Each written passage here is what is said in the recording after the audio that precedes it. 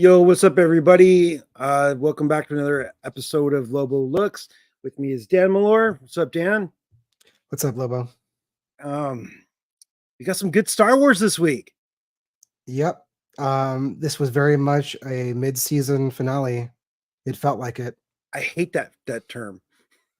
Yeah, and it doesn't even make sense. It's our mid-season two-parter, I should say. Yeah, like mid-season. Like I've seen that, well, forever for all kinds of shows. But like, if there's no like actual break, it's stupid to call it mid-season finale. And there's no break. It's going to go. There's an episode next week. There's a show next week. Exactly. That's like, last season there was a break after the mid-season, though, wasn't there? Wasn't there like a couple weeks off? No, during the holidays or something. I'm thinking of a different show then. No, yeah, there's been no break like that. The only shows I know that do breaks like that is like Stranger Things. That's true. Yeah. Episode 6 and 7. So yeah, 15 episodes. We are halfway. Yeah, this is that. Well, halfway through the next episode will be halfway. Yeah, but I mean, I consider these two part of the same thing. There are two. Yeah. It's a two-parter. So exactly. Right. So, yeah, there wasn't any real Star Wars news this week, was there? No. Did you preload Battlefront? Yeah, it's preloaded. Okay. But it's not we can't play it yet. There are some YouTubers out there, like As a True has like hours of like pre-release gameplay because he's gets all the pre-release stuff. Oh, Kate's asking, we should recognize Jimbo's on strike. He didn't get his contract renewed. And he's picketing outside of Lobo's house right now. Yeah, he keeps throwing pebbles at the window. Nothing heavy enough to break it. You got to hit him with the air horn. Just hit him with the air horn. Make him scatter. But yeah. Let's see. Any other Star Wars? No. Do you think we'll hear something about Acolyte after the season, or we're not going to hear anything till May? Well, it's about when this ends. Is May. Yes, kind of. That's what I mean. Like we won't hear. They don't want to like step on this toe's shoes, especially since it's the last season. Right. Yeah, so I don't think we'll hear anything about Acolyte until after Bad Batch wraps up. Like as far as definitive release dates and stuff like that. That is the next show, right? I'm not skipping. As far as the rumor is that we're going to get Acolyte in fall? June. Oh, June. Yeah, and for some reason I thought it would be fall. And Skeleton Crew in the winter. Okay. Like Skeleton Crew is the other one. Where we would normally get a Mandalorian season, we're going to get that's when they're going to put out the Skeleton Crew. But this is all like unconfirmed, pure speculation. Some bits and pieces of rumors here and there, but none of the YouTubers that I follow have given me any reason to say for sure it's coming out at a specific time.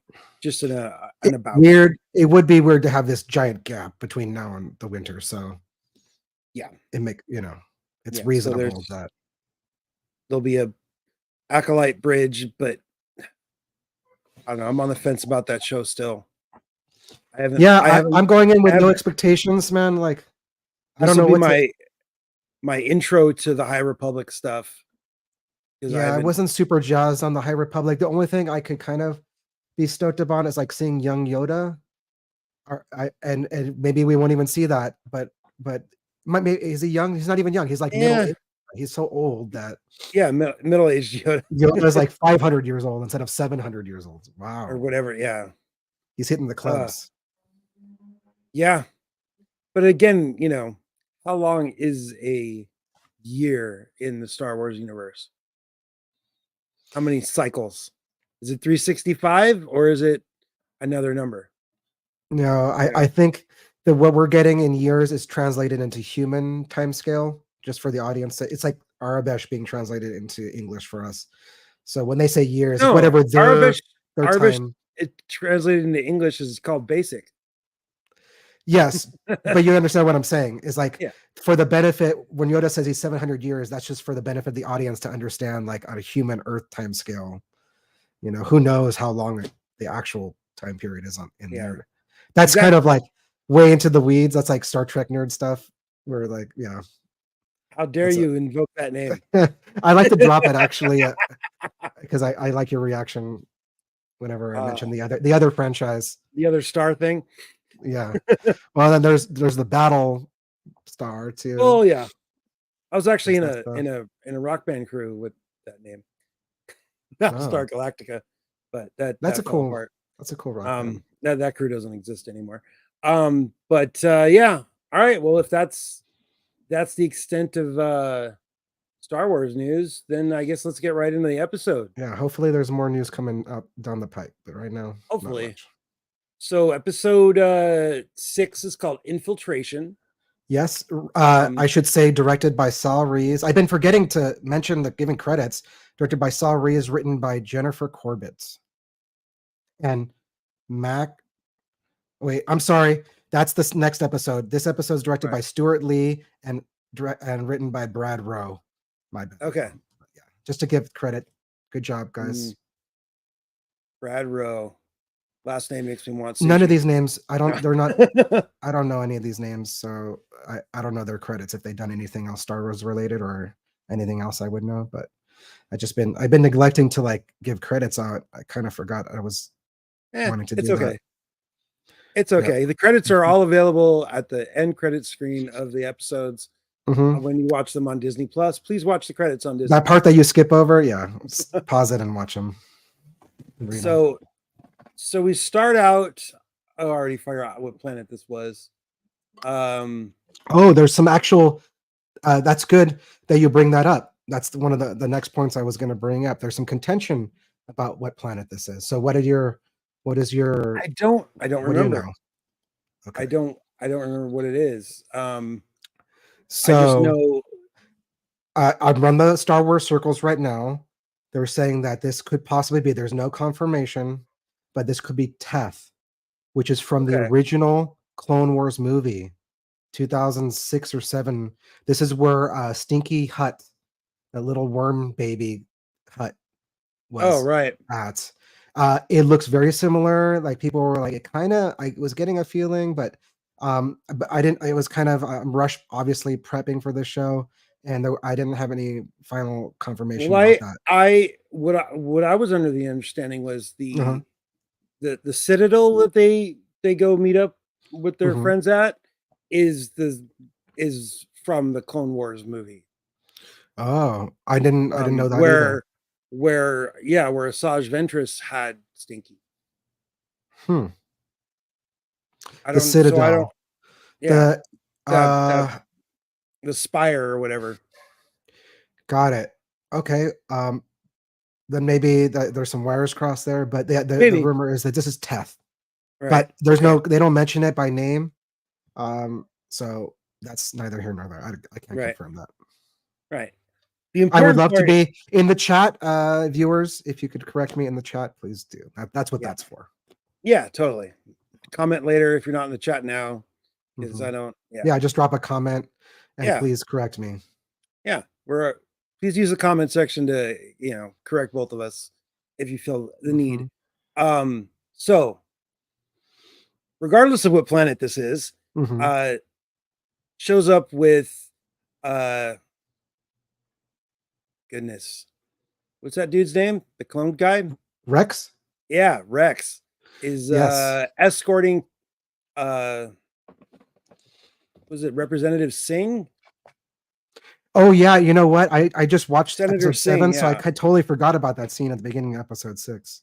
Yeah. A separatist and Republic senators meeting clandestine to talk about overthrowing the Empire. Like we're getting deep into the lore now. But as they're walking up to the meeting spot, they have little clips of a clone, one of the clone assassin dudes. I think they're calling them Clone X or something like that. They're just X-clones. Yeah. They're also calling them shadows, which is really cool. Yeah. I wonder if there'll be an action figure, Clone Shadow. Yeah, with the armor. Shadow Clone Trooper. Yeah, I can see that. I don't think they're doing much action figures right now, but like that would be one I'd be interested No, in. that would be a good one. So yeah, so that Shadow Clone X Trooper, or Shadow X Clone. I don't know how to say it. X Clone, yeah. I like Shadow Trooper, but okay. Well, there are Shadow Troopers there's already in the Shadow Empire that aren't clones. They're just calling them shadows. Well, because they're not really a clone, but they were. But what the heck was that? A train? Oh yeah. Um, it's kind of warm, so I have the window open. Forgive me, audience. Gotcha.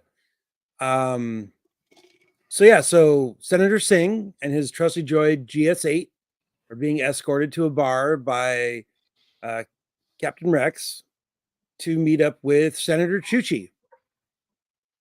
And he's apprehensive about being out in public. What a name. Right?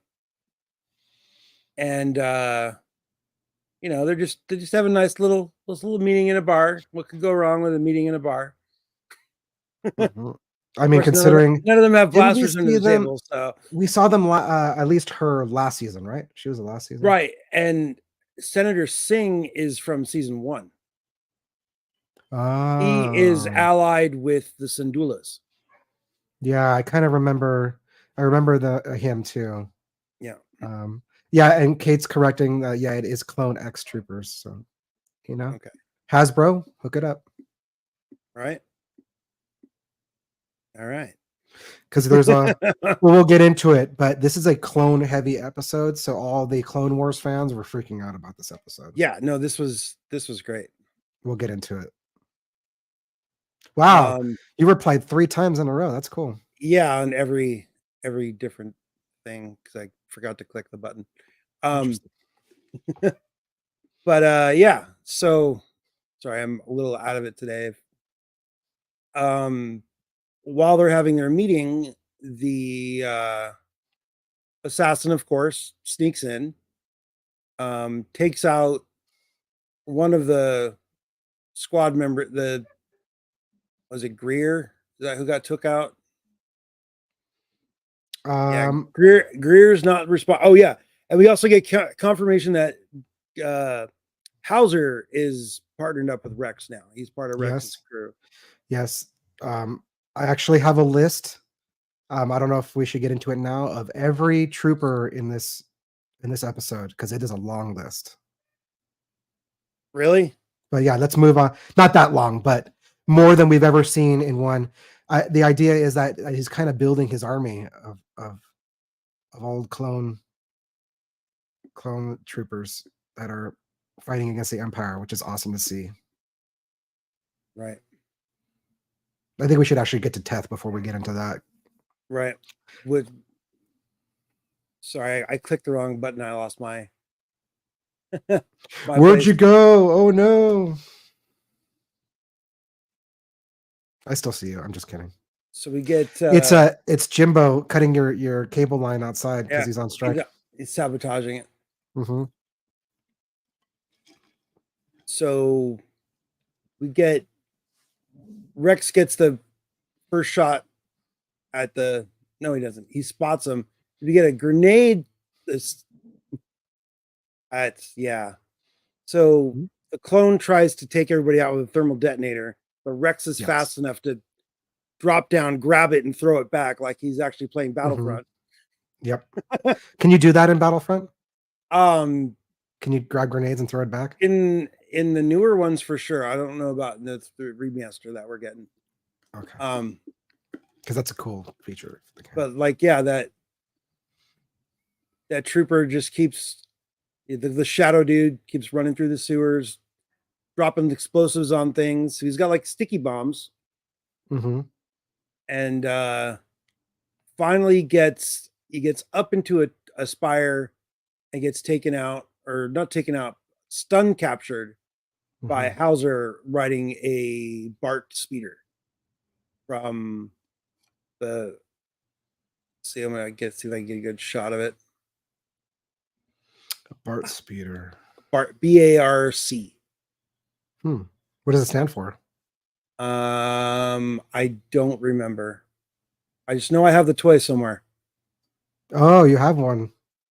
Is it from Jedi? Is it one of those speeders? No. It's like one of the Clone Wars type speeders? Yeah, it's a Clone Wars speeder. Okay. I mean, perfect for this episode. Yeah. You could actually see one right. Okay, here's the shadow clone dude coming out of the thing. And here on the left over here, that is the Bark speeder. And then we get 10 seconds is too fast. Sorry. Don't want to show too much motion so I don't get. Yeah, here we go. Here comes Hauser on his speeder. And speeder bike approaches. Yep. Is that closed captioning or something? Yeah, that is closed captioning. I like my closed captioning. Boom. Because you get more detail than you otherwise would. Yeah, you get character names, you get all like descriptive text, you get way more info, but that it takes up a lot of the screen. That's probably where all the Clone War fanatics got the names from the troopers. Oh yeah. In this episode. Exactly. So they capture the guy and decide to take him back to their base for interrogation. Which in hindsight is probably not the best. No, you always, when you're dealing with a super assassin. Well, not super assassin, but like a super a power like the Empire. You don't want to take the thing that they're going to be looking for home. You take it to a remote location and make sure they ain't tracking it first, like keep them somewhere else for like 2 or 3 days, and then you can take them home. Well, yeah, they even say that they scanned him, whatever, but like, come on, guys, that's like a rookie mistake. Right. And so they pay for it, so they do get a data disk off the assassin, and they can't crack it on the ship, so they name drop Fireball. He's also from, I think, he was in season 1, I'm pretty sure. The names on the list sound familiar, but I don't know all their backstories, Right. There's a whole team of these guys, especially that very last one that we see. That's like a big. Oh yeah, that was like a big reveal. Oh, in the next episode, yeah. Well, he was sort of in this episode, I think, but yeah. Well, they name drop him, maybe. No, they don't name drop him. They don't. No, they don't actually say his name till the next episode. Okay. But so this is the citadel that they bring, or the spire that they bring that guy to, and it's at the peak of a huge. I should probably have possibly Teth, but we can't confirm from the original Clone Wars movie. I don't know if this is the same. Maybe they misnamed it, but this place appears. They think it appears. Yeah, I haven't seen that. I saw that Clone Wars movie in the theaters. Oh, I did too. I didn't even know there was a Star Wars movie coming out at the time. I was like, really? I was up in Ventura visiting Dewey, and I was like, let's go see this Star Wars. He's like, Star Wars movie. So he and I and his wife went to the movie theater and saw an impromptu Star Wars movie, and we were kind of like, Anakin's got a Padawan? What the heck is this? I know, it was kind of it was trippy. I think the theater was about half full, which for an animated film is like pretty good, I guess. Right? Because nobody knew, is this for kids or is this for like us older fans? Like we just didn't know. Nobody knew where it was. That this style animation hadn't evolved very much. No, it was very wooden. Like it looked like Obi-Wan looked like carved out of wood. Everybody looked carved out of wood. It was like, but I mean, we were so desperate to have any Star Wars at that time. I was kind of joking that they should have made it a marionette show. Do you imagine that? Star Wars marionette style? Like it was just cool to see Star Wars titles and credits and like be at a Star Wars movie after episode 3. Right. So I was just stoked to be there. Like, okay, I'm in. I don't know what was going on with it. They had the little stinky hut, little worm baby. That was kind of weird. You had this Padawan. That was kind of weird. But lo and behold, she becomes one of the most beloved characters in Star Wars. Yeah. Within a few years. Ashley Eckstein did a lot, Mm-hmm. endearing that character. But yeah, so they get the Shadow Trooper into their base. They start interrogating him. They do point out the fact that they removed his well, I guess the Empire's version. Yeah. Electro chip or the Empire's version of a cyanide capsule, basically. Yeah. The suicide tooth. Yeah. They removed it because they knew they've already run into maybe a couple of these guys already. So they knew what was up. Yeah, the electro capsule. Electro capsule. That's weird. That looks like a little dart or something. Uh-huh. It's kind of reminiscent of the thing that they find on Zam Wesell at the she's got like 3 of that little in Camino and dart. Camino, yeah. Saber dart or whatever. Exactly. I'm just thinking of what's his name calls it. I haven't seen one of these in years. Right. That's when you first mentioned. You know what? Actually, that you say that, it's very appropriate because that's the introduction of the Kaminoans and the whole cloning program. And yep. So maybe it's based on Camino and tech. Mm-hmm. So that kind of works. A lot of the clone trooper stuff, I think, is now it's going to bug me. What's the name of the diner? The diner owner, Dex, Obi-Wan's friend, Dex. Dexter's Diner. Dexter Jettister. So yeah, so they have the clone. We keep getting sidetracked.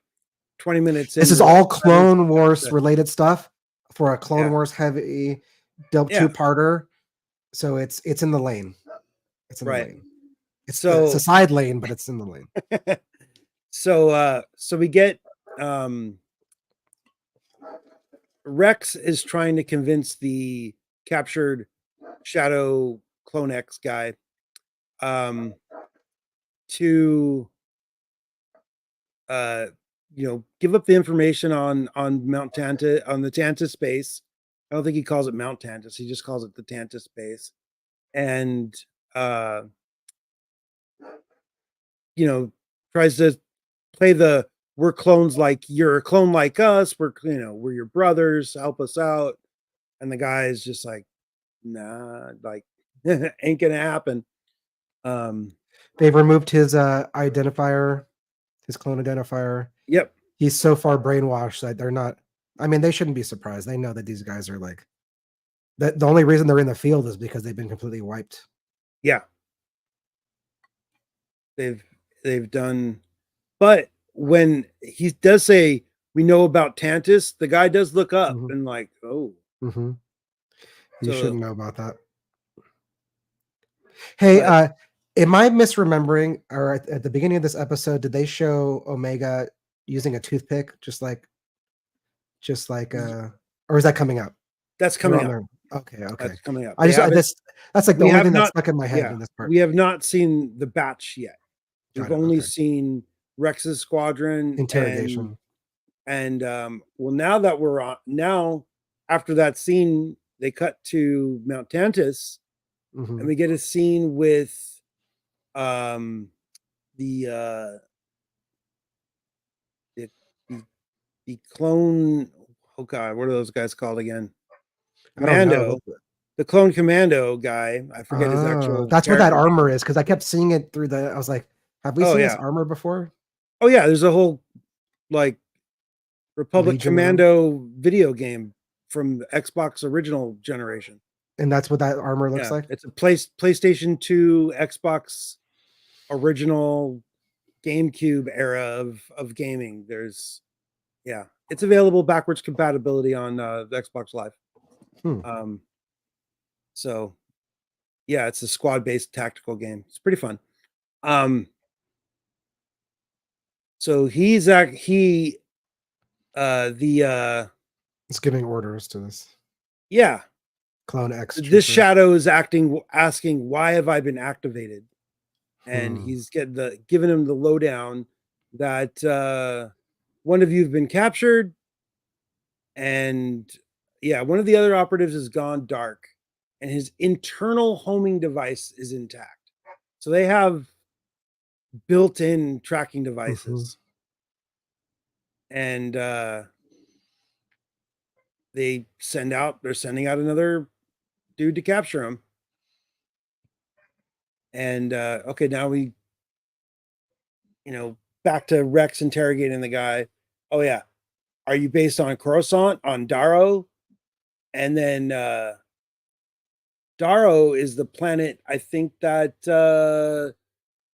is that the planet that Hauser was on?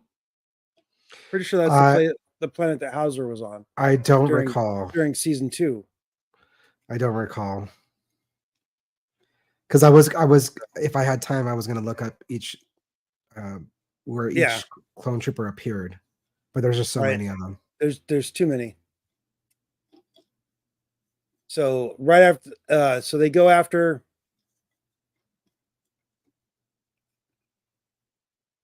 and they discover that on that data puck that not only was that guy supposed to kill Senator Singh, but he was also supposed to capture, or the other target was, as you can tell, that's Omega. So of course Rex gets worried and he's like, oh, we gotta call up Hunter and let him know. Well, Echo and Hunter is what he says, because I guess Echo is actually part of Rex's crew on the normal since he left the batch. So yeah, and he's the liaison between Rex and the batch. Right. So yeah, you got to bring him in too. And then Hauser is very into, I want to interrogate everybody. So he wants not only them to come to the base that they're at, but to bring Crosshair with them so he can interrogate Crosshair, because he's got a score to settle with him. So this is we finally catch up with the batch 15 minutes into the episode, and we get let's see if I can get a shot with them both together doing it. So we get Crosshair chewing on his toothpick. And then we get Omega. I don't know if she's actually chewing on a toothpick because I'm on a big TV up here, but I don't see a toothpick, but she's definitely mimicking his action. I think they might do a close up in the next shot, but yeah, I mean, they spent some time together, so it's not surprising that they are clones. Oh no, she does have a toothpick. I see it now. They are clones, so yeah. Well, I mean, during season 1, she was emulating a lot of Hunter's actions, and now in season 3, she's emulating Crosshair. When those guys are gone, she's going to be the only one who remembers them. Well, I mean, Rex would remember them, and he's around in Rebels. And Rex, Wolf. Well, remember them as so far as their personal ticks, maybe. Yeah. So they get to the possibly Teth, but to that Citadel Spire thing. And I mean, this episode's not as pretty as the last episode. You mean the planet-wise? Planet-wise, we're on a rocky planet with ruined Bomar monk style temple instead of an island paradise or a lush jungle. It's like Guantanamo Bay, Star Wars, or even snow.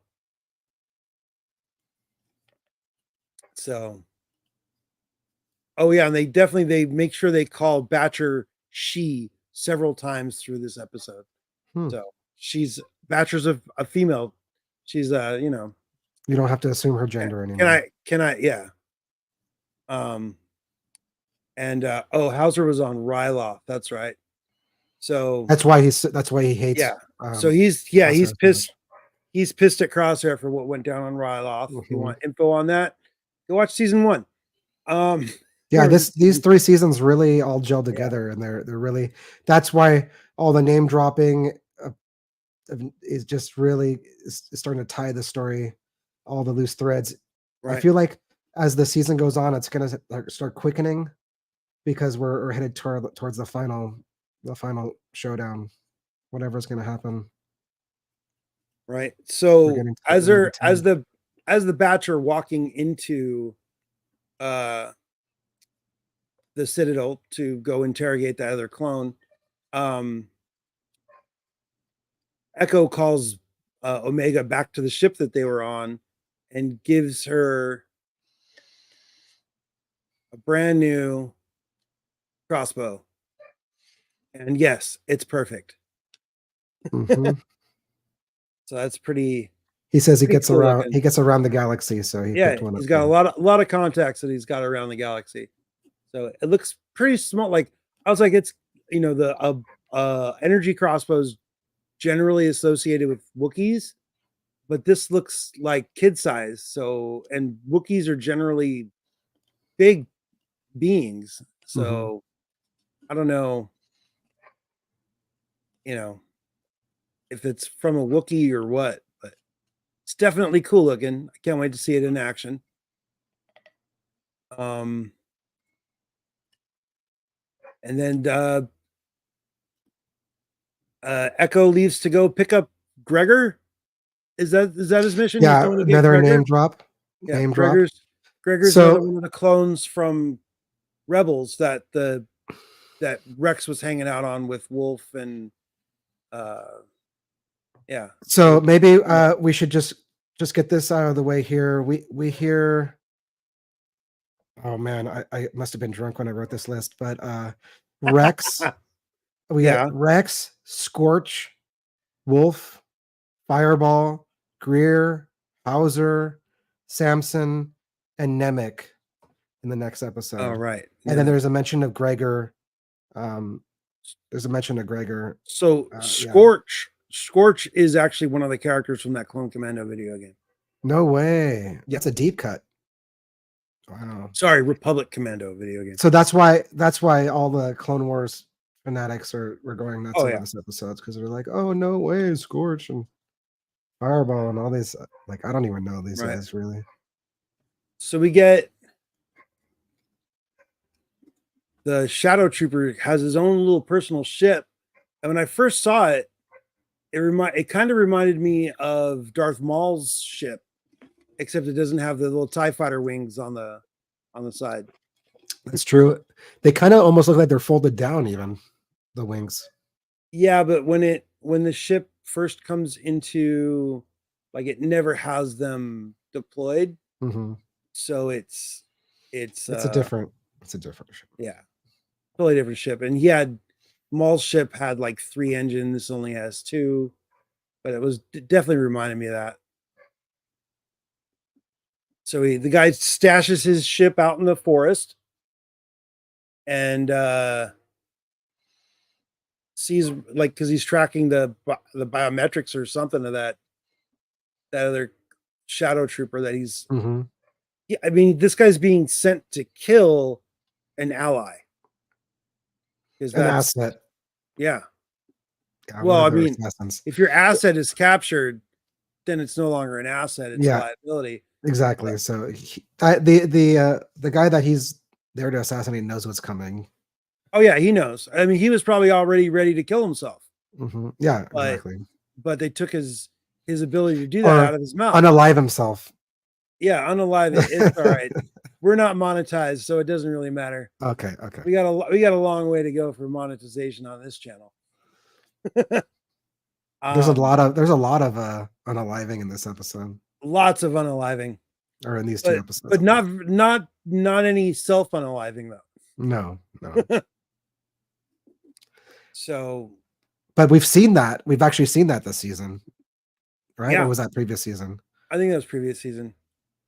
So that's pretty gnarly. You don't. I mean, for what's supposed to be like a kid show, to see an assassin bite down on his electro capsule. Right.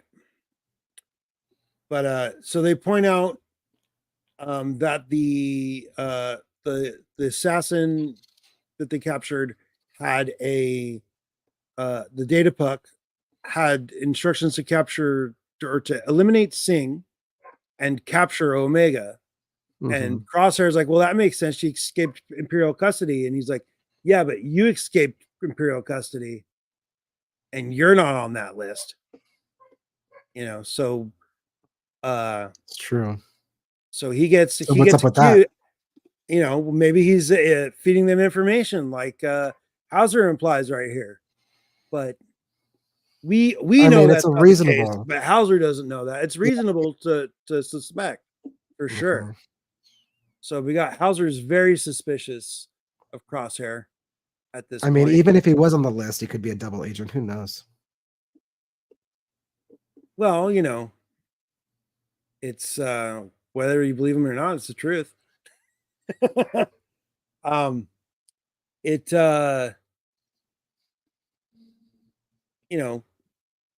The batch trusts Crosshair, and Rex seems to, but not Hauser. Or would you say the other guy's name was? Fireball? No, the other name. Greer. Greer's Samson. Dead. That might be it. Samson. Samson. Or Scorch. No, that's a bad guy. Oh. That's Scorch the guy is with a bad guy. Scorch is one of the guys that with the light up blue visor. Oh. I was wondering where that guy was. Okay. Yeah. There's one that's on there's one that's on Tantus, and then there's one, it's in the subtitles, I think. Oh. And then there's one that's actually with the other clone crew that gets called in for backup. But we'll get to that because we're almost there. So where are we at? Okay, yeah. So wow. 10 minutes in the episode, 40 minutes into the stream. All right.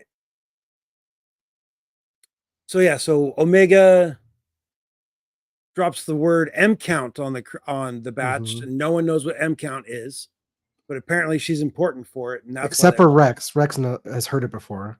Rex, right? Rex, yeah, because he worked with the Jedi. Rex has heard of M count because of his time with the Jedi's, probably, but he's not sure how it relates. He's like, I think I've heard that before. But. Exactly. So the Shadow Trooper guy, that they're assassin that parked his ship out in the forest, comes in and plants a few sticky detonators on the ships that are docked at the little base here. Oh wait. The batch got a ride here, right? They rode with Echo. They didn't bring their own ship. Okay. They came on Echo's ship, but then Echo leaves them behind. Right. Oh yeah, and then they get dinner. They get Gregor's recipe stew. What is this called again? Oh, because he's stoked about it. I forget. Yeah. Gregor's recipe with a few spicy modifications. I mean, honestly, Gregor would be stoked for any food. Let's be honest, right? Wrecker, you mean? Yeah. We have a comment. We have a comment there. Oh, hey, Jacob.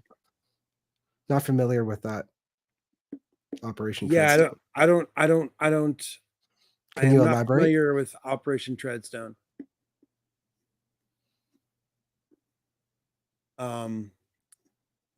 And yeah, sorry, I'm not doing that great today. Yeah. Oh yeah. So the Shadow, they'd start talking about the Bourne series. Okay. All right. I have never watched. That's Jason Bourne. I know that meme. No, I've seen the Bourne movies where he's an assassin, so I see the reference. Yeah. Gotcha. I have not. Yeah. They're kind of They break them down and then to build them back up into like the perfect killing machines. Is that the movies are Matt Damon? Matt Damon. So Team America World Police. Great film. This is also Crosshair discovers that they have one of those shadow trooper dudes prisoner, and he's like, no, they're coming for him. We got to get him out of here, or we got to get out of here. And as we know, the guy's already infiltrated the base. I wonder if they told Crosshair as part of, if you've passed this, we're gonna make it where we can find you no matter what. Maybe they didn't tell him specifics, but he knows. He knows that this captured assassin is being tracked. Right.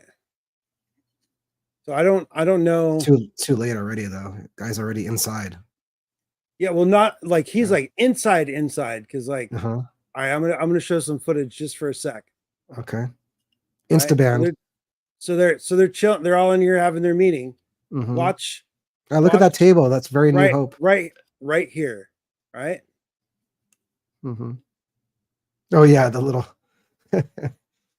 I'm surprised Batcher didn't pick up on that, but they make a point to show Batcher's eating and distracted. Right. They make like they show it a couple times, her like getting fed. So like, yeah, look, she's like, wait, no, she kind of like looked away. Like there is a reaction. But there's food here. So, and this is where this assassin dude notices, oops, I meant to hit pause there. Notices that one of the people in the room is primary target. Yeah, the Omega. And he could have, if she was wanted dead, he would have got it, or unalived. I mean, but no, they want her alive, so we gotta deal with that. She's very important. So even though this person is in like an ideal spot to just kind of wipe everybody out, because of that revelation of Hemlock's primary target being in there, he's got to get updated orders and to let them know, I got eyes on, I've acquired primary target. I have eyes on target. I haven't taken out my dude yet, but there's a better prize here.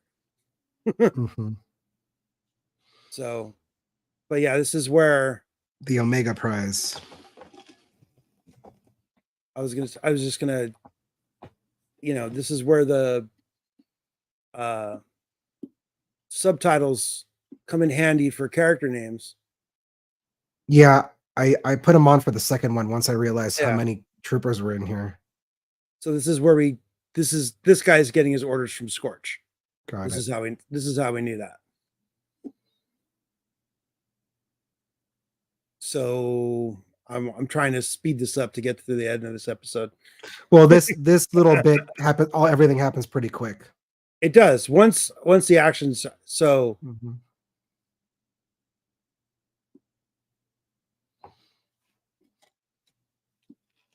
so Crosshair gets confirmation that this guy is one of the guys that has a tracker in him, just by on sight, and the prisoner decides to sow more doubt onto Crosshair for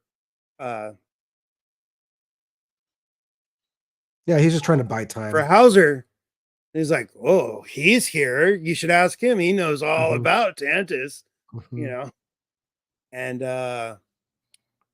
they do know at this especially point, since they already name dropped it. He's like, okay, well, I can use that word now. Exactly.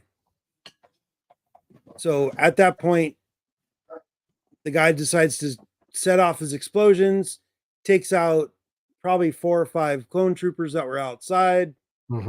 And now he's bummer too, because he starts laughing. Open up the door. First person gets shot is the dude in the chair.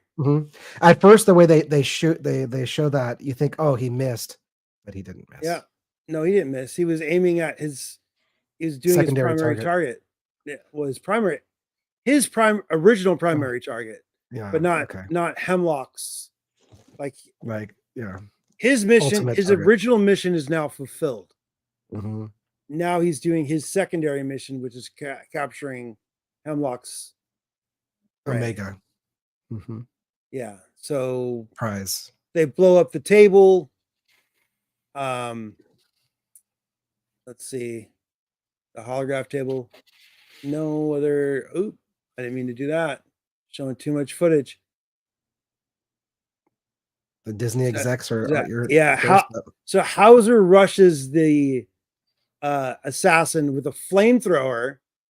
You know what? Gets knocked down, and it knocks over a box of thermal detonators, and the flamethrower heats up a thermal detonator enough to set it off, which is great.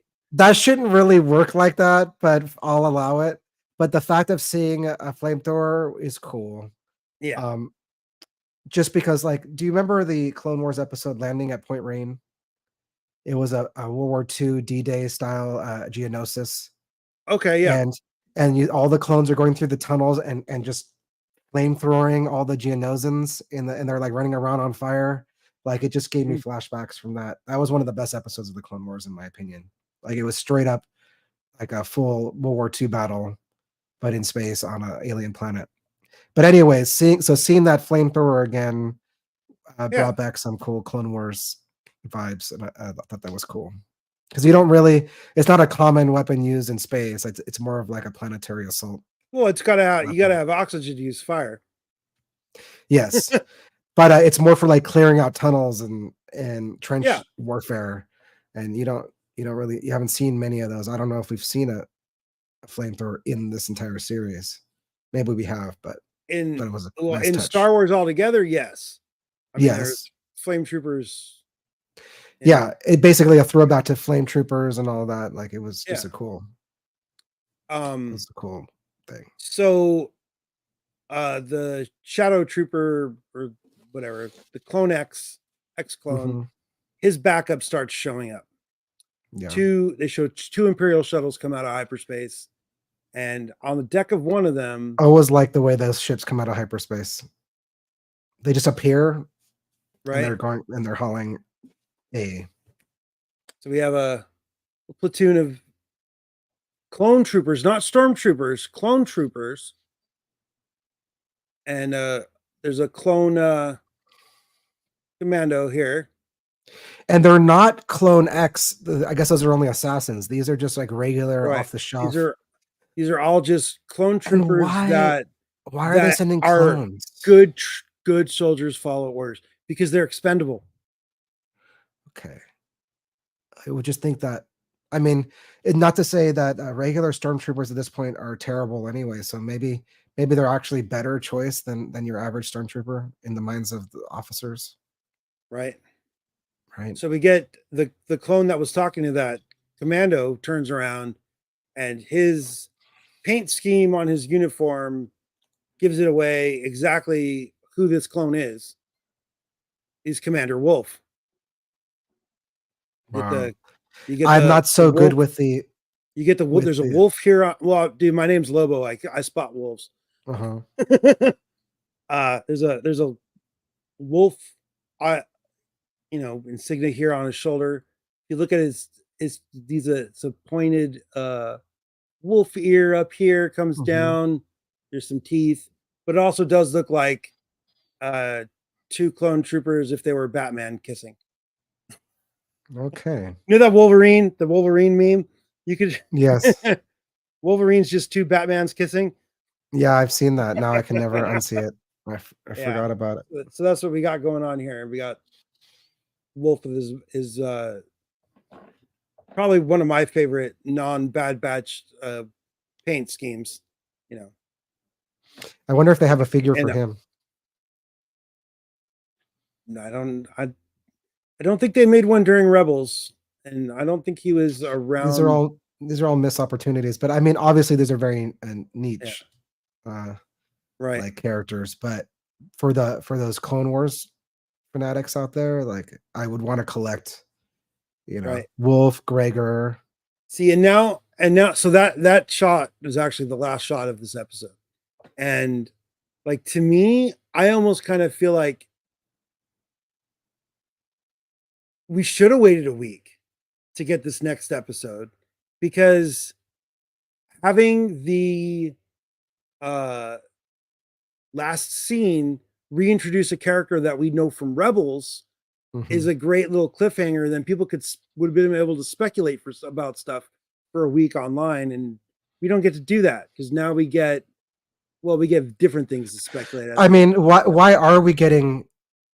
Why did they do a double episode? And is it the next episode also a double episode? Next week? No, there's not another double episode until the finale. Okay. I so think that I last heard episode was infiltration. This next episode's extraction.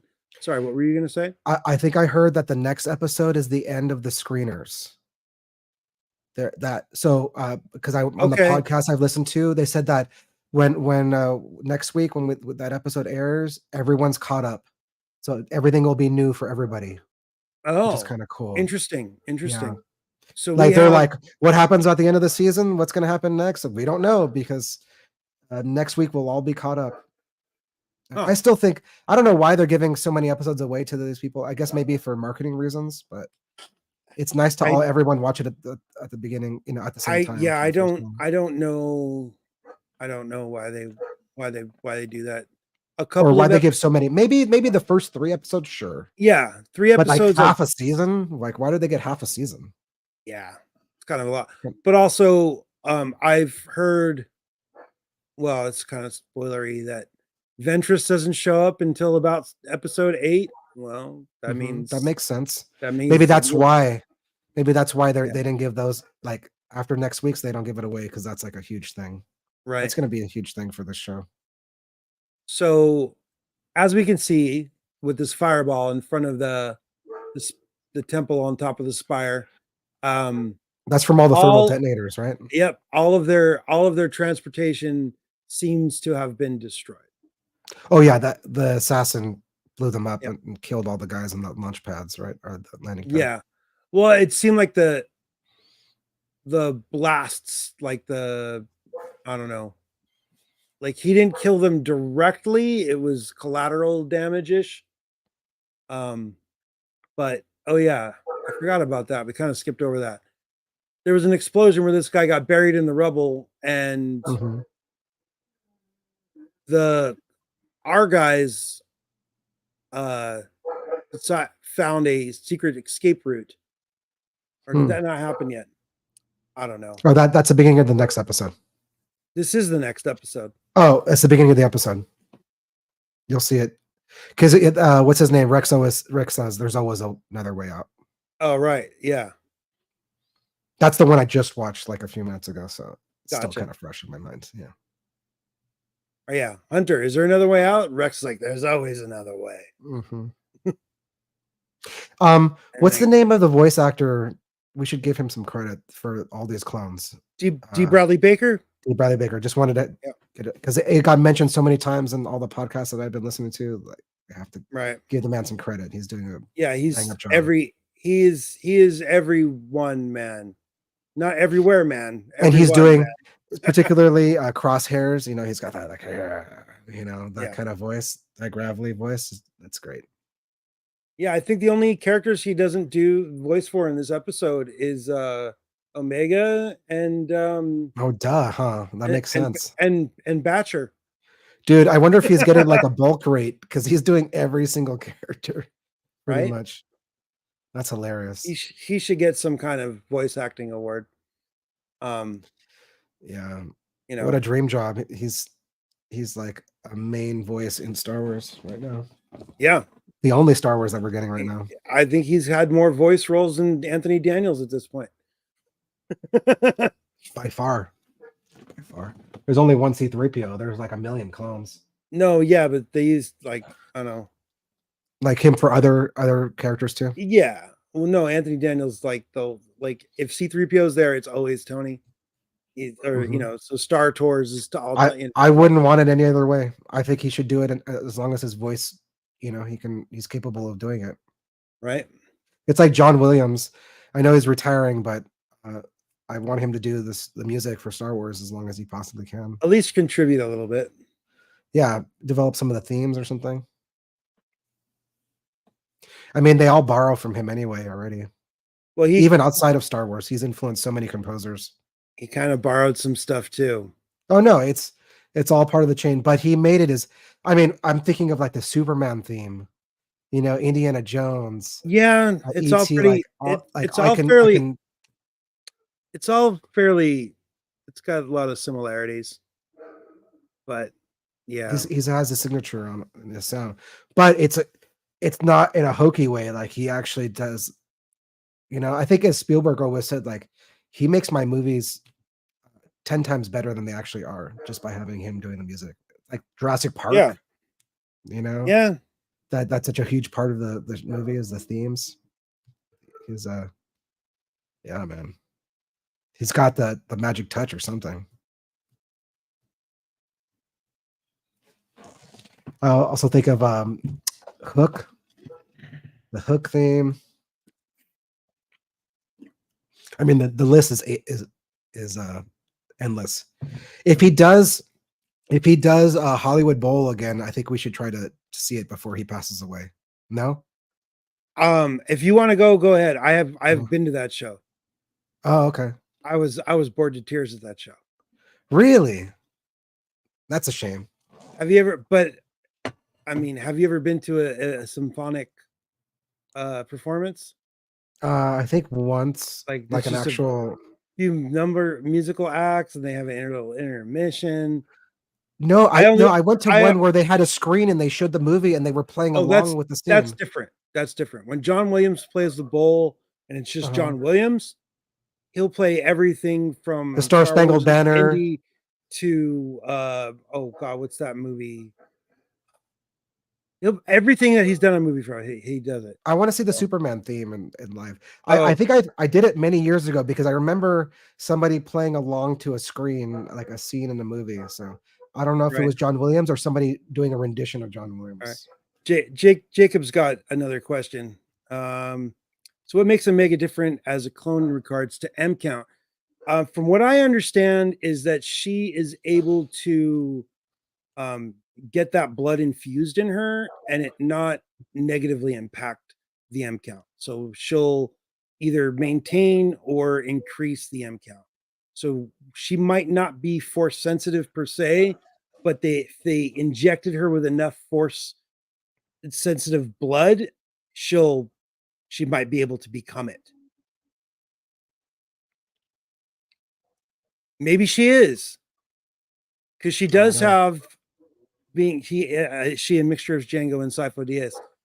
They definitely modified something with Django's DNA to make her and oh gosh, why can't I remember her sister, like they're the only two female versions of Django that we know of. So maybe that extra. So there's speculation like being the female is what makes them a viable template for cloning. Like, okay, the idea is that the Emperor would be able to clone himself and transfer his powers over to this new clone body and it not be terrible. And somehow her blood accepts the M count from from a force user, theoretically. I don't know.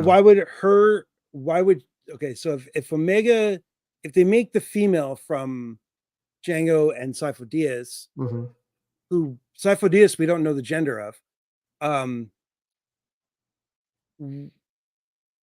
what about like what makes Omega different from the other, her sister? No, that she is an anomaly. I think what's her name when she was talking about Omega in the previous episode or 2 episodes ago, saying that she's an anomaly. I think she was totally being honest. Like she is, she's the one variant. She's the one variant. That's why they want her, and that's why she's the. I honestly hope we get some more detail about all this by the end of the series. Right. Because so why this whole big chase for 3 seasons? Like what the heck? Right. Well, hopefully we get an answer to both those questions that Jacob just put. What's the right word? Do you still think we're gonna get Boba in this series? I hope. I really hope so. I really, really hope so. But let's get back to episode 7, huh? So here's Commander Wolf finding a dead clone trooper when he was expecting to find an insurgent. So yeah, that like his first shock. Yeah. And the assassin guy's like, oh, they're rogue. They've gone rogue. Mm-hmm. And then when he gets asked what squadron he's with, he's like, no, that's classified. And the guy's like, well, then why is the building on fire? You're supposed to get the girl alive, not don't sass me, fire. dude. I was blasting droids when you were still in your tank. Right. So so the clone commando with them is called Hilo, Hilo. Hilo. Got it. Is that from the subtitles? Yeah. Wow. I don't know if he's resurging from anything. Oh yeah, we also discover that oops, pushed the wrong button. The remote control that the clone has on his shoulder was damaged enough in the explosion to no longer be able to remotely access his ship. I must have missed that part. Well, they show it when he's inside, he tries to use it and it sparks. And then when he's outside, he tries to use it and it sparks. Got it. What's he trying to do? Call his ship? Well, he contacts his ship and then he can use the communications area on his ship to report into Scorch. Got it. But he can't report. Bypassing Wolf. Right. He's trying to bypass Wolf. Because Wolf figures he's a commander. He outranks all these people. Mm-hmm. So, that other trooper, he's like, I am like, he doesn't say it, but he's like, I ain't taking orders from you. I take orders from Scorch and just Scorch. Maybe Hemlock, but right now Scorch off, bro. Yeah. So they go in. Hilo and another trooper have discovered that there is. Oh, wait a minute. That clone, see that the clone that's right by Scorch? That doesn't look like a clone helmet. That looks like a stormtrooper helmet. Yeah, back in the in between Hilo and the assassin. Is this on Teth or is this back in the? This is on Teth, right? Yeah, they're standing over the hole that the Batch and the Batch and Rex's remaining people climb down the ladder and are making their way down the stairs. Got it. I don't know. That is kind of weird. It kind of looks like a stormtrooper from this angle. But it's like a Gen 1 stormtrooper helmet. Yeah, it's not quite there. It's got like the extra helmet on the helmet. Maybe that clone trooper lost his armor and he has the shame of having to wear like stormtrooper armor. I mean, imagine how pathetic that is. So that guy goes and he plants some explosives to seal off that entrance, but the assassin jumps down the hole to chase them, and he's like, "Hey!" He gets ratted out by that trooper, and he's like, "Should I go after him?" He's like, "No, just seal the hole," because Wolf realizes that dude's just a problem. Yeah, he's not gonna listen. Yeah, I mean they name him as a rogue. That trooper has gone rogue later in the episode, right? Yeah. So that, well, I mean, I won't say it. I don't want to spoil the end of the episode. No, go for it. That leaves Wolf an option to say, like, we were doing fine until this this jackass kind of blew the whole mission and let them escape. I would just blame everything on that guy, even though he turns out he survives, but we'll get there. Right. So they finally blow the hole. And we have the assassin's looking over the edge, sees, oh, there's light down there. They're going down the spire.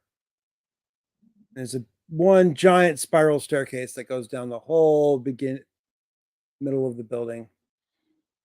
And we get, where is it? I'm looking. And we get Crosshair's whatever happened to him is now affecting his ability to do his job. Yeah, we get Crosshair thinks something's up, so he goes to look down in the middle of the spire. And where is he? He can basically sense he's on the same level as these assassins as far as like technical ability and I don't know. I don't want to say it's like supernatural, but being able to know when you're being tracked. Right. Because he does it a couple times in this episode. Like he turns around and he knows, well, he knows somebody has set me up. He knows their procedure. Mm-hmm. So we get here, Crosshair spots the assassin coming down, and I'm just going to go ahead and hit play. Get little shots, and he thinks he can handle it. Mm-hmm. And 2 seconds later, and he has the shot too, but he just kind of blows it. Right. This was foreshadowed in the previous episode, or 2 episodes ago, when he was like at 70% accuracy or something, or I forget what that 7%. I think it was 40. It was either 40 or I don't know. It was bad. It was bad. It's like Stormtrooper level accuracy. He's not. Yeah, it was under 50. Yeah, for him, that's something's wrong. Right. So we get miss, mm-hmm. and then he decides to go, all right, I can't hit him directly, so I'm going to go ahead and put a little explosive round on the tip of my gun. He's the only one that actually ever thinks about doing that sort of stuff, which is cool about his character. Right. Because, in Star Wars, it's always about like pew pew blasting back and forth. When, like, let's say in A New Hope, when the stormtroopers are boarding the Tantive V, like if one of those rebel troopers had just had a grenade to chuck down the hallway, it would have helped a lot. I mean, they didn't have grenades. That's probably the problem. But the fact that he thinks about that stuff, like, indirect fire is what it's called. Yeah.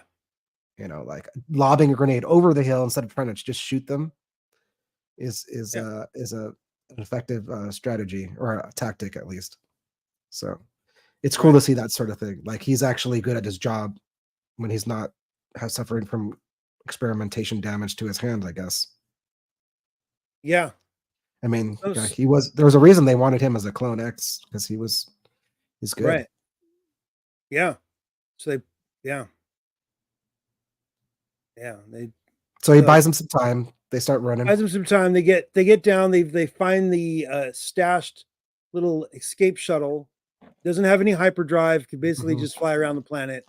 Maybe planet hop, but we'll never know, because once they launch and get going, the assassin kind of catches up to them, takes out their engines with his sniper rifle. This is like a reoccurring theme in this series so far. You take off and get shot in the engine and you crash like a few miles away. Like it just happened to Omega.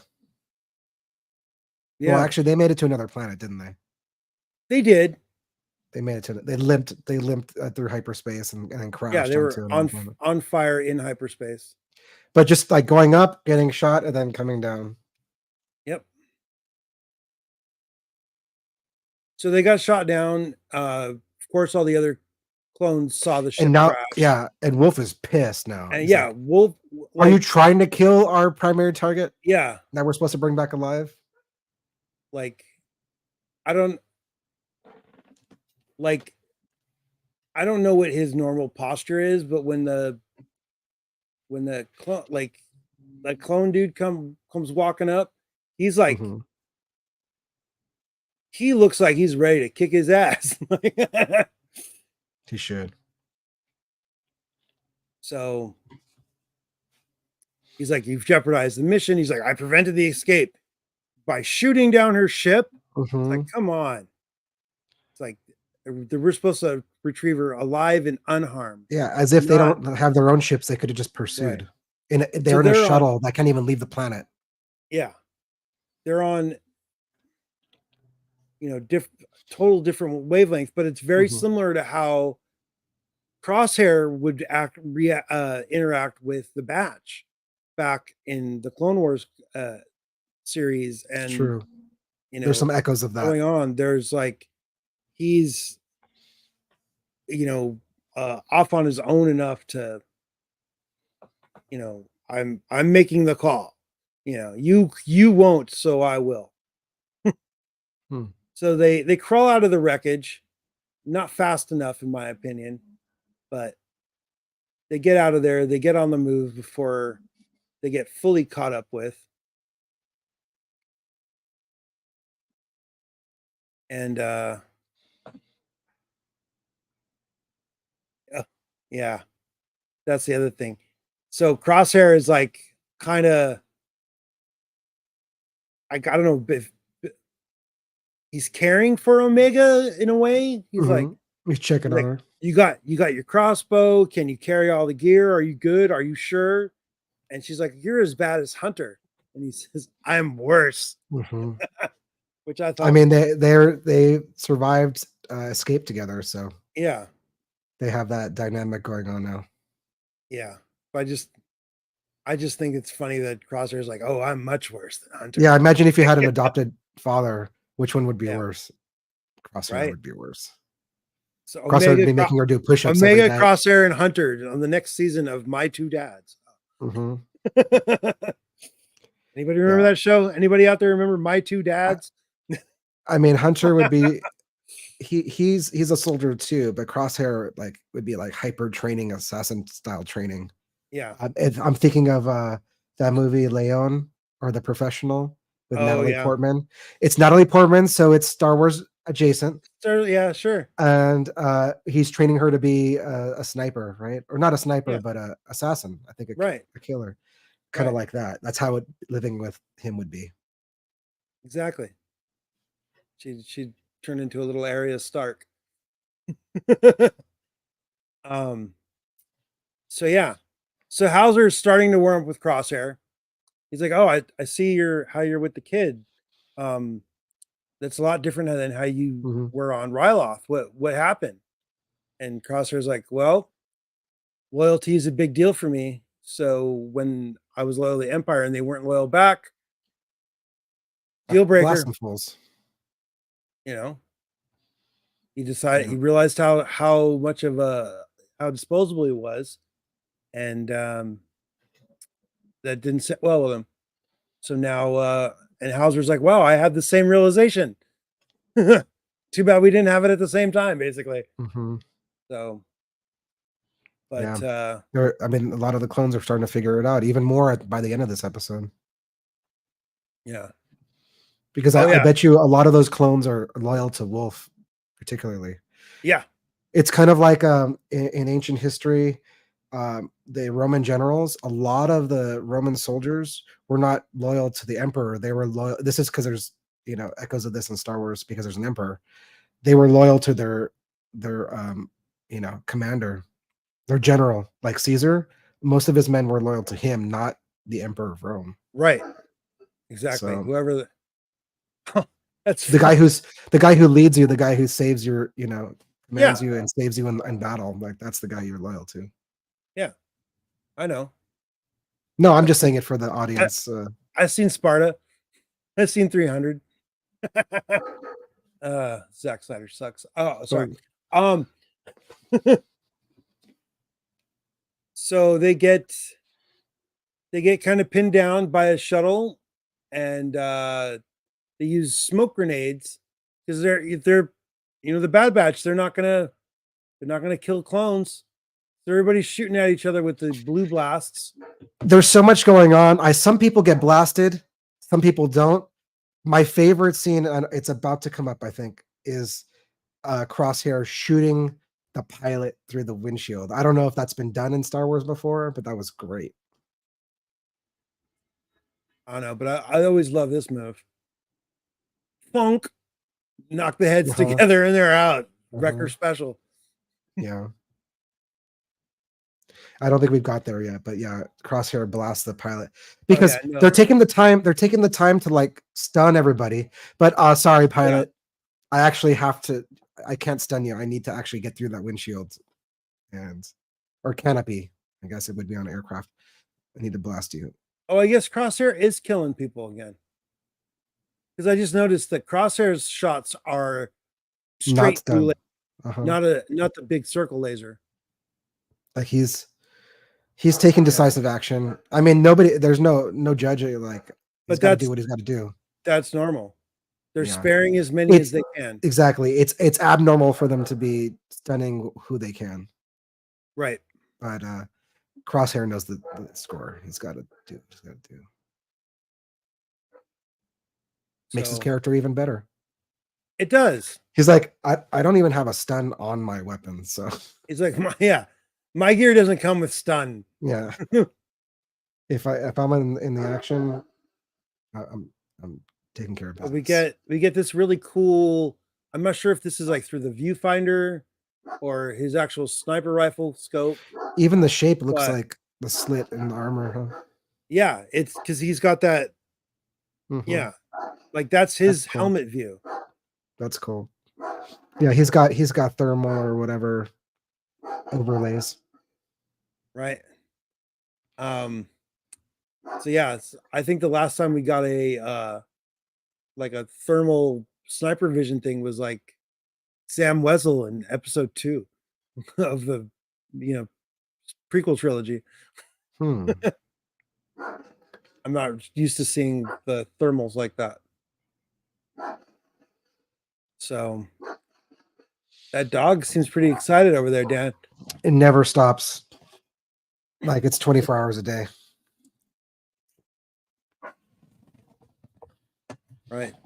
So we get some one-on-one sniper fight between Crosshair and the assassin. He's like, I'll take care of this. And Omega's like, no, I don't like that idea. He's like, so that's what I'm doing.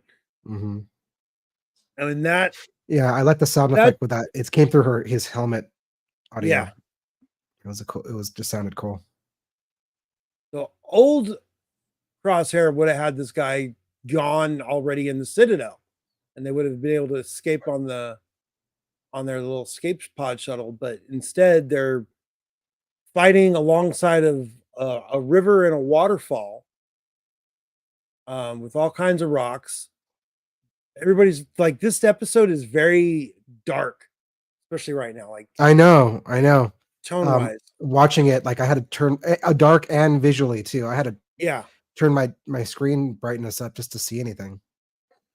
So we get two guys wearing armor fall into a river that's flowing towards a waterfall down by the river. Yeah, there's no van though.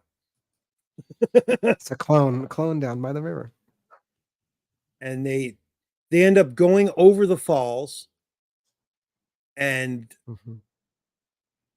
this is like 80s action movie scene. It is. It's very 80s action movie. It's kind of funny. I was watching a Screen Crush earlier today, and that's the guy and his dog that work in the video store, but the dog's the manager. When they show the little clip of them going off the edge, and the dog was, I didn't kill my wife. So, I'm sure. The Fugitive. The Fugitive, Harrison Ford, Star Wars adjacent. Yeah, there you go. That's why I went there. Did you think that Crosshair actually died when the guy was holding him underwater?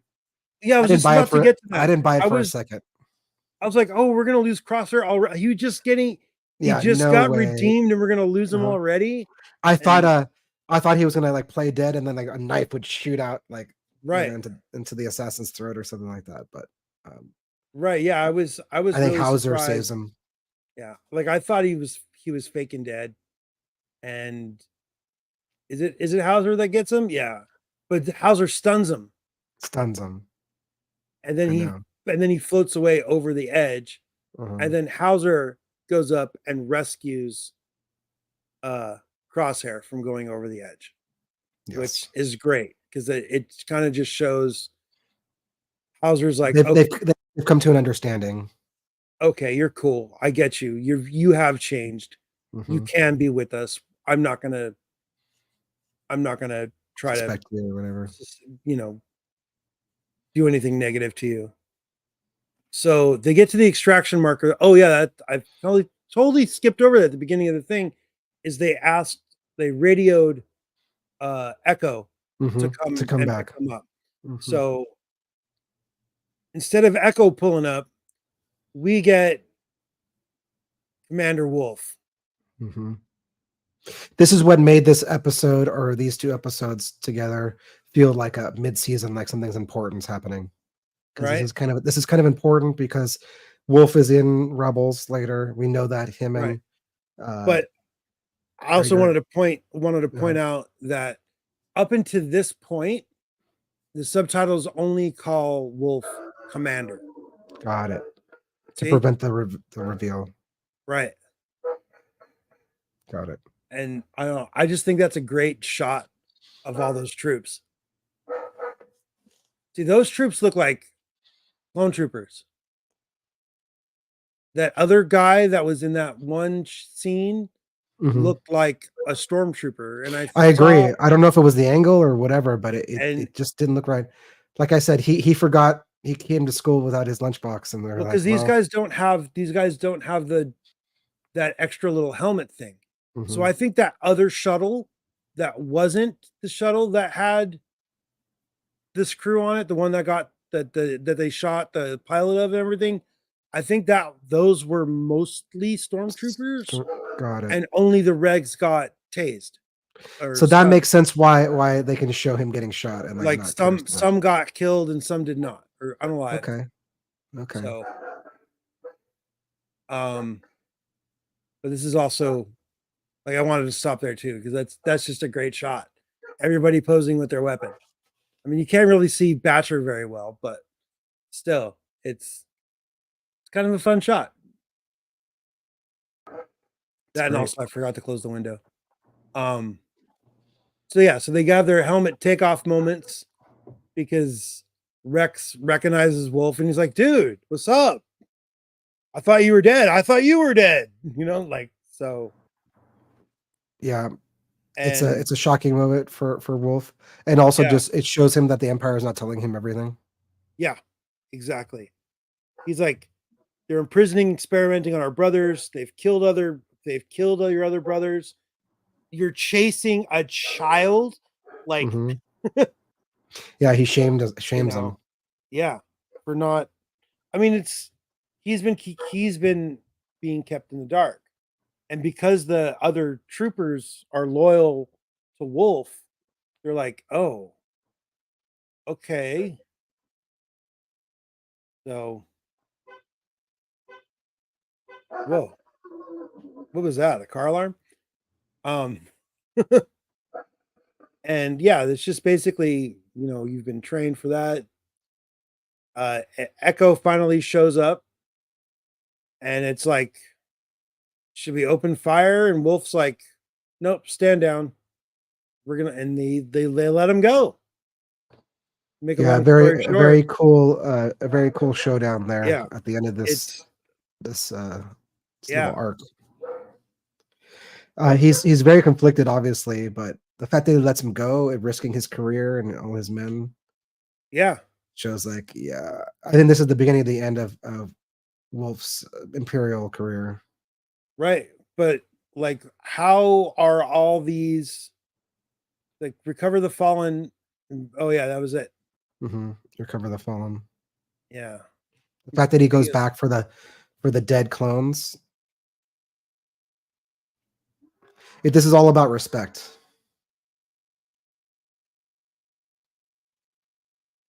yeah, exactly. So yeah, they See, all those guys behind him came to attention when he said that. yeah, they're like, yeah, no, he's right. So I mean, if they really wanted to, they could probably go back in there and kind of go through whatever tech is left in that building and discover that everything that Rex just told them is the truth.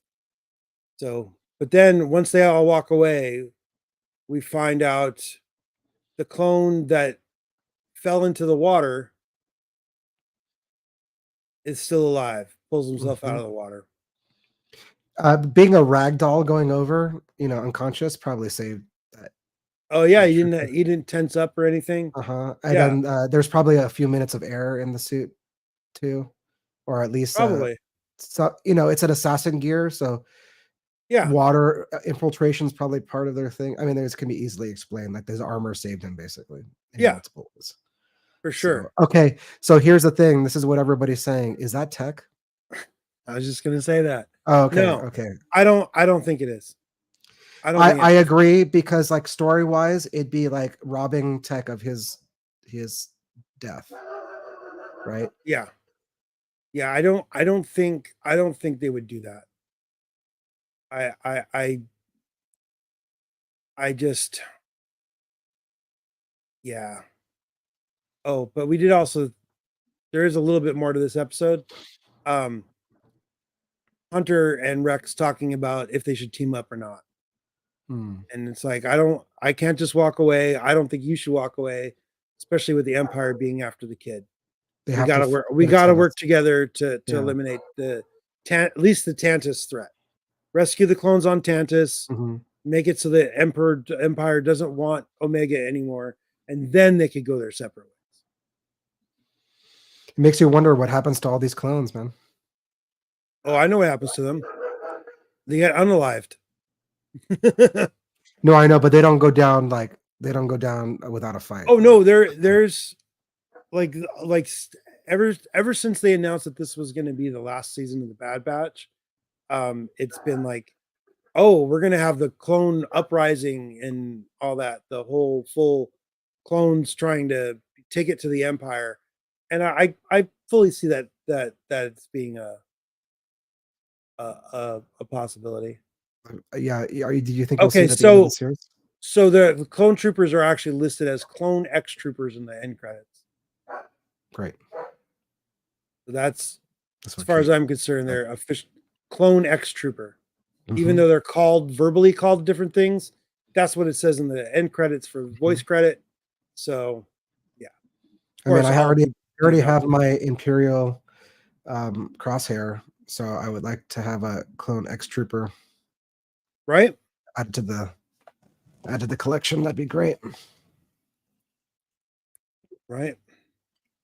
But yeah, I can't wait till next week. I mean, the last couple of episodes, even though I was joking saying one of them was filler, I was joking. I mean, this season has just Oh been yeah, it's definitely been a great season. And then yeah, like even during that filler episode, that moment when he was having the argument with Hunter, that's the spot where his whole life changed. That's where he killed that officer, like yeah, in outside the base. So it's just good writing all around. They did a good job. yeah. Oh, I didn't give credit to this episode. This is the episode that was written by is directed by Sal Rees, mhm, written by Jennifer Corbett and Matt Miknovitz. right. So And different, odd. that's The only reason I found it was odd, like the two parts are written by different people, like three different people. it is kind of strange that it wasn't But like it's a lot of work, I guess. one straight through. It's a Yeah, lot of work to make an episode. yeah, Two directors, I understand, because probably directing just even one of these 24-minute episodes takes a lot of time, right. and you got to Like no, storyboard every shot they and gotta exactly. get all the voice acting done for it. Like I don't know if people realize, like it's not a live action, but like how much work goes into these series, and especially this is like a decent budget show. Yeah, It looks better than anything. Looks better than Rebels. Looks better than Clone Wars, and that was just because that was a decade ago or more. right. Um, but the technology's gotten better. Like we're Yeah, no, getting really high quality. since the Clone Wars theatrical release, this style animation every season gets better. Yeah, they took it up Um, a notch. I think Imagine if we Rebels, had seen this back then, we would have been like, "Oh my yeah, if god, this this is is what that first nuts!" Clone Wars movie looked like, people have been like, yeah, Yeah, this is it, you got to this is start it. somewhere. I mean, Filoni had to start somewhere too, right? So uh, it's just evolution. Right, Imagine what the kind of animated Star Wars we'll get 10 years from now. Who right. knows? Venture show. Yeah, I hope we get a venture show, man. that'd be nice.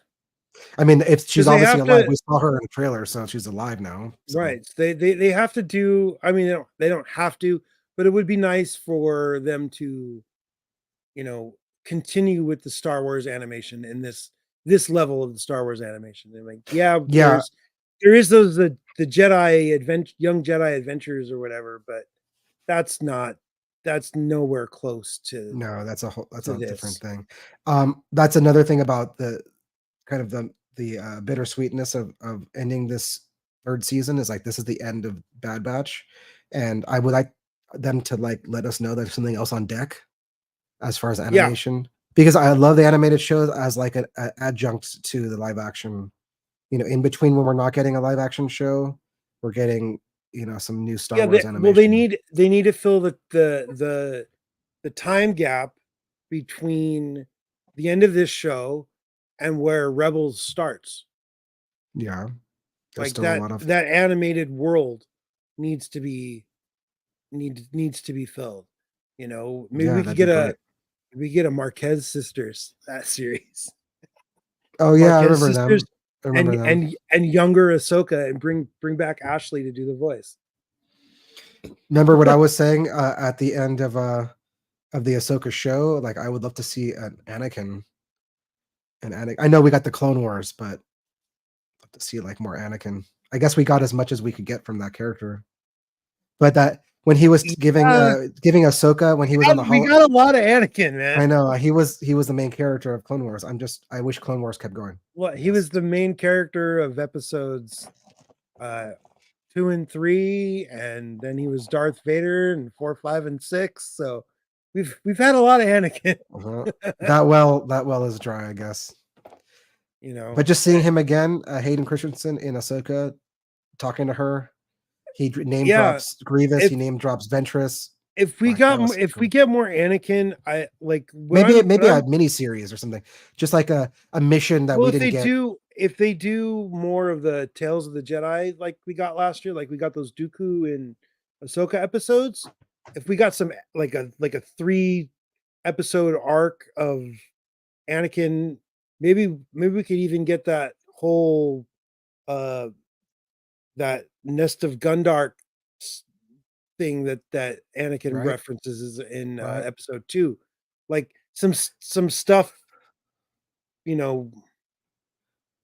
there's still a whole bunch of untold stories. We haven't seen the Boba versus what's his name yet? Cad Bane. Yeah, we haven't got that yet. I'm hoping for that for this. I'm not holding my breath that we're going to see it, but no, I do want it at some point. Right. I still wanted to see it maybe as a. Why can't they do what's it? The Tales of the Jedi. Let's see something like that, but not necessarily about the Jedi. Like just like mini stories. Tales of the Bounty Hunters. Yeah, that's what I want. Yeah. Or better yet, War of the Bounty Hunters. Maybe we could get that as a spinoff to this. Yeah, it'd be great. As soon as we get off this episode, I think you should call Lucasfilm, and if I had an inside line to call someone at the bat phone, just grab the bat phone and demand things for Georgie, my man. George ain't no help. You need to buy back Star Wars right now. George is retired. Oh God, don't go down that thing. You're sounding like Star Wars theory now. Oh God. No, then I'd be pitching my own fan movie. Oh, your own fan movie? Yeah. Yeah. And my bass would be turned up on my mic like all the way too. And I'd have my hat on, my merch hat. Yeah. On that note, we've been going for wow. You should have Lobo merch hats. That'd be cool. Yeah, not quite yet. I need just put that font on a hat. Yeah, I could do that at the mall. All right. And just say this is a super exclusive. Yeah. There's not many of these around. In fact, there's just one. I'll make a Patreon page, and if you become a Patreon subscriber, you'll get a hat. Do it. Do it. And you put the link in the show notes. Yeah. Like and subscribe, everybody. Yeah, like and subscribe. With that, we're out of here. May the force be. And thanks, Jacob. With you. He's long gone, but yeah, thanks, Jake. Yeah, but he'll probably watch later to see his answers. Maybe. No, he was here before. Yeah. probably just got bored of us going off on tangents. Anyway.